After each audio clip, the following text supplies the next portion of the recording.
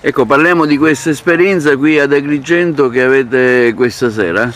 Allora, diciamo per noi è anche un ritorno, perché l'anno scorso abbiamo fatto questa Cassandra, questo lavoro importante, e diciamo questo è un lavoro sull'idea del poeta in esilio, un poeta che viene esiliato per motivi oscuri sulle coste del Mar Nero, e sulla sua sofferenza, sulla posizione del poeta nella società di oggi, e sulla sua disperazione, essere lontano dagli affetti, eccetera, e sulla funzione della poesia. Ci sono Ugo Pagliai e Paola Gasman e Barbara Capucci. Ugo e Paola hanno fatto con me tante cose, il Teatro Greco di Siracusa, Re Lira, il Globe Theatre, La Tempesta, insomma tantissimi progetti, sono tanti anni che collaboriamo, e quindi sono felice di essere qua.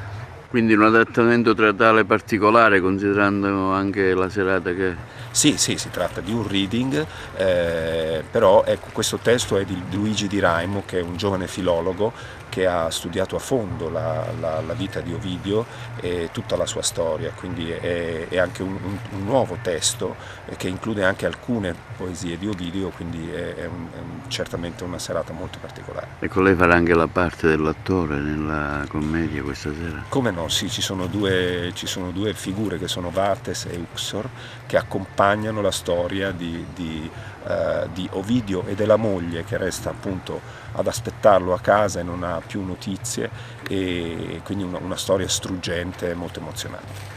Ma tornare in un posto così bello, così ricco di magia, di importanza, poi con un testo molto particolare su Ovidio, è sempre un'emozione, insomma, è una cosa molto piacevole.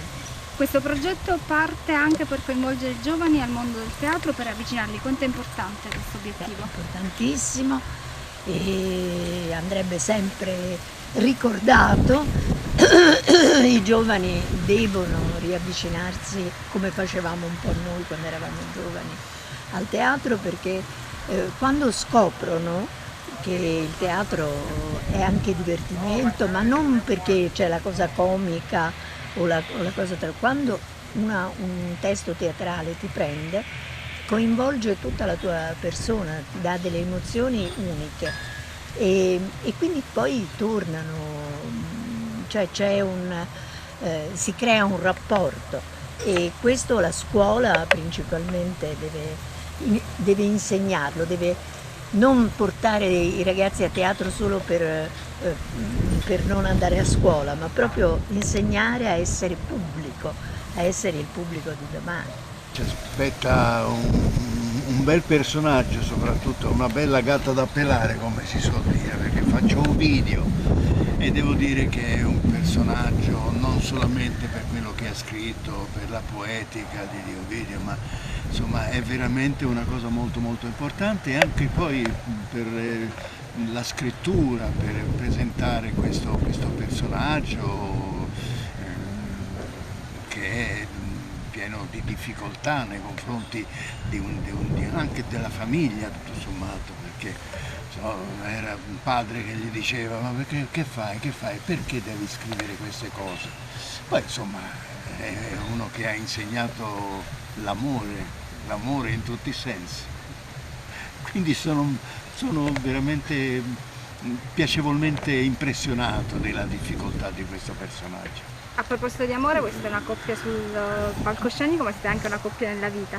Qual è il segreto di questo amore lungo tanti anni? Non ci sono segreti, non esiste una vita che si vive giorno per giorno.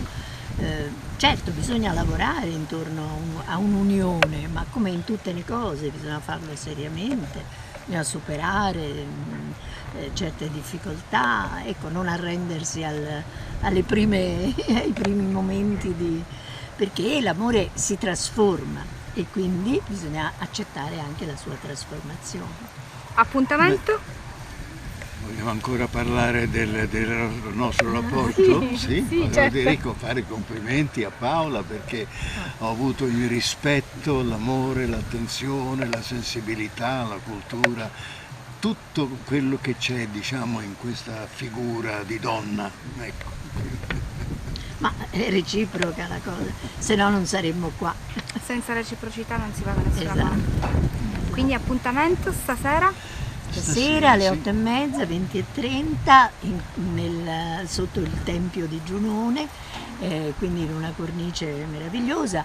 È un reading naturalmente, però fatto come se fosse uno spettacolo intero, che coglie poi Ovidio in un momento molto particolare, quando è stato relegato appunto esule, e quindi forse un aspetto che viene trattato meno, e quindi è interessante trattarlo.